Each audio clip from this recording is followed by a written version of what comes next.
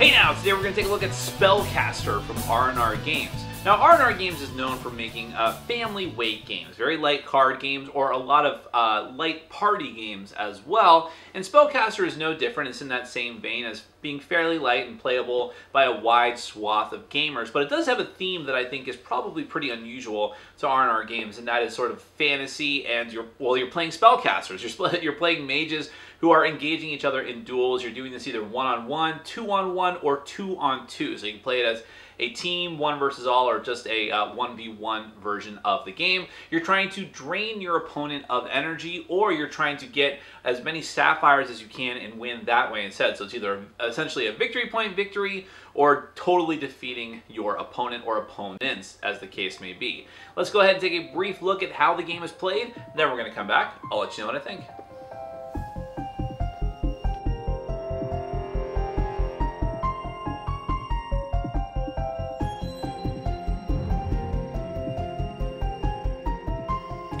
Okay, I'm going to give you a very brief overview of Spellcaster. This is a competitive game for 2, 3, or 4 players. If you play with 2 players, it's just a straight up 1 versus 1 duel. If you play with 3 players, it's a 2 versus 1 duel. 2 players team up against the other player. And if it's a 4-player game, you have 2 teams of 2. Each team is trying to defeat the other team. The setup is a little bit different for each. Now, the crystals are the same. Each player gets 2 of these blue crystals, which are actually sapphires within game terminology. And they also get 10 of these energy crystals, which are considered to basically be life points, whereas the sapphires are mostly victory points considered in this game. Now, if it's a single player, then you get 2 and 10 of your own.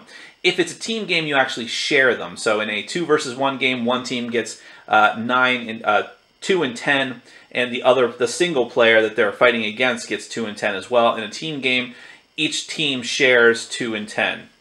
Now, no matter what allotment of players you're using, the goal is the same. There's actually 2 different ways to achieve victory.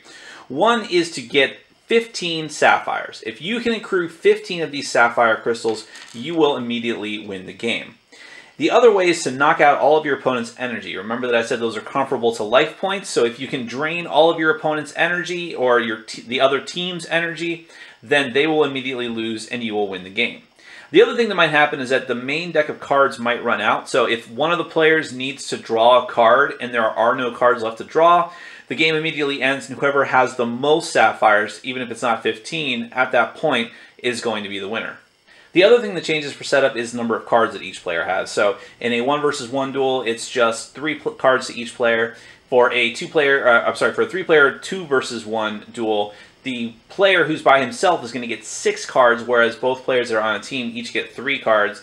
And then for a 4-player 2-team match, each player gets 3 cards as normal. Okay, onto the gameplay. The first thing I'm going to explain are these 4 different colored tiles that are out here. These are actually where you're going to be playing the cards from the main deck. There's 4 different colors because there are 4 different colored types of cards in this deck. And when you play a card, you're going to put it face up on the appropriate spot of the appropriate color. And the orientation matters. When you play a card, you have it facing your direction, which means you have control over that color for that turn, as long as your card is facing you in that way. If someone else were to cover up this card, you always play cards to cover up cards that were already there, and then they would gain control of that color. So that's an important distinction in this game. Now, every color has a different focus. All the blue cards have to do with attaining sapphires, which makes sense.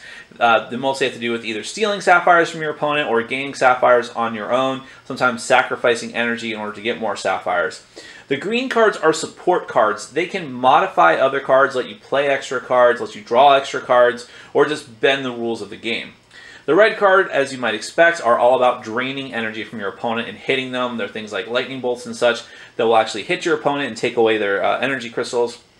And of course, the yellow cards are all about gaining energy. You get to gain more energy from the stock, or potentially draw more cards as well. So it's mainly just sort of a healing color.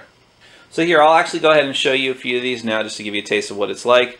So you have cards here like this, and by the way, a lot of these different kinds of cards, even though they have a different focus, they have different, they're just different iterations of the same type of rule set. So Summon Sapphire says gain 1 Sapphire or 4 Sapphire if you discard a blue card. There are a lot of cards like this that give you a benefit, whether it's energy or Sapphires, but you have to discard a card in order to get it.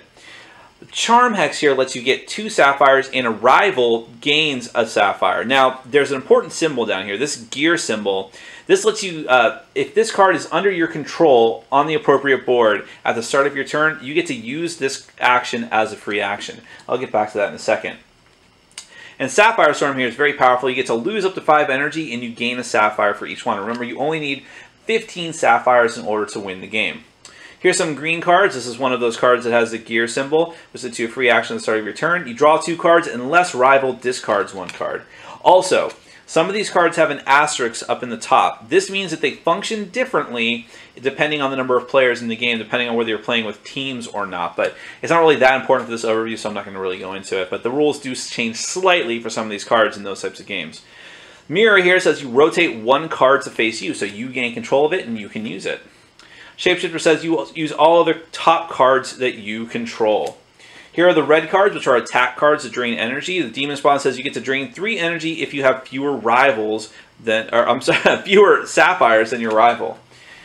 The Tiger's Paw simply lets you drain 1 energy, but it is a constant card, so you get it at the start of every turn for free, so long as you control it.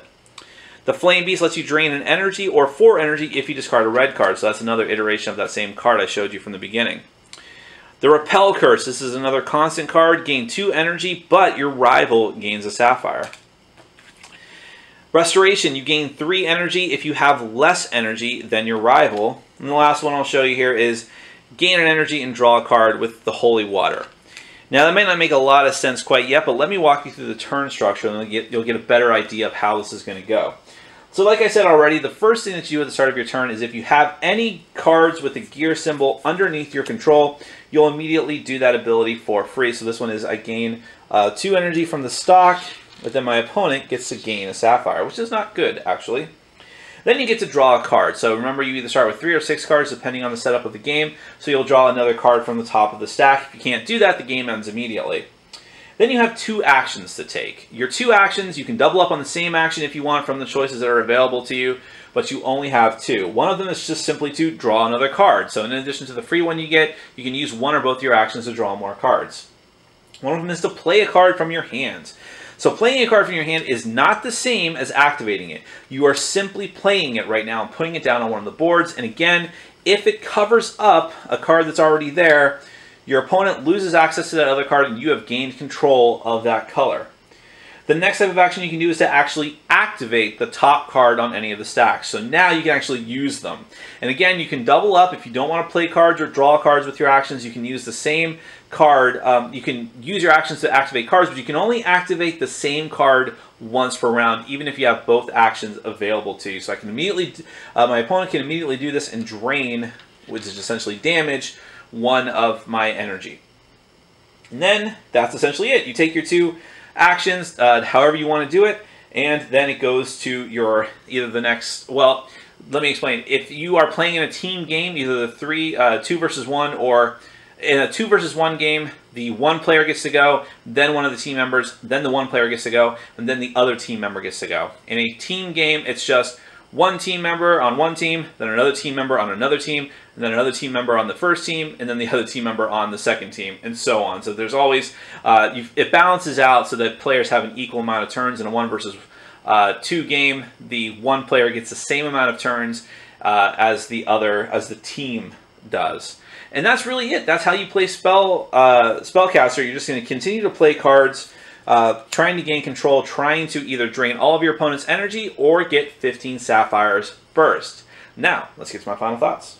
Alright, well, I always like to start with theme and components, and I would say that those are actually the weak spots for Spellcaster. As far as the theme goes, there's really not much to speak of here. To be fair, a lot of these head-to-head, take that magical games, including the big daddy of them all, Magic the Gathering, don't have a ton of theme to them. But when you're talking about games like Magic the Gathering, there's a ton of really high quality artwork and flavor text and just this whole world behind all of the cards, and even the names of the cards and the type of cards that they are, all have this sort of world building aspect to it. I would not expect that from Spellcaster, being a very small, very light game, but still, there is no hint of a theme or an overarching story here.